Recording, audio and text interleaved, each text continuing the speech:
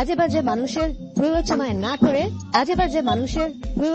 না করে তাই জন্য কি কাউকে দোষারোপ করা যায় ভাই? যায় না তো। শাকিব খান এবং ওপার বাংলার মিমি চক্রবর্তী মিলে এবার অপু বিশ্বাসকে ধুয়ে দিল।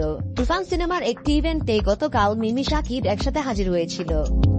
প্রত্যেকটা প্রোগ্রামে 2 থেকে 2.5 ঘন্টা দেরি করে আসে, এতে করে আমাদের পরবর্তী প্রজন্ম আপনার মতো এক সুপারস্টার যদি সংবাদ কর্মীদের এতক্ষণ বসিয়ে রাখেন, এর পরবর্তী প্রজন্ম আসলে কতক্ষণ আপনার কাছ থেকে কি শিখবেন?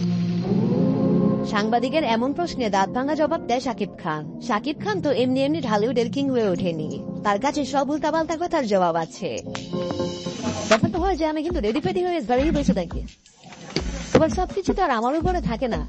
দেখেন, আপনি হয়তো টাইমে এসেছেন, এই যে আপনি যেমন বাঙালি, এখানে অনেক বাঙালি আছে, তো অনেক বাঙালি কিন্তু টাইমে আসে না।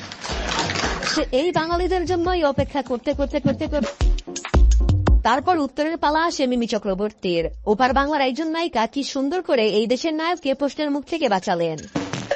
উত্তরটা এটাই হলো ভাই, যে সময় পৃথিবীর সবচেয়ে দামি জিনিস। আপনি যে মোমেন্টে আমাকে প্রশ্নটা করেছেন, সেই মোমেন্টটা, সেই ক্ষণটা, সেই সেকেন্ডটা আর কোনোদিন জীবনে পাবো না, যতই চেষ্টা করো। So that is the most precious, time is the most precious thing on earth.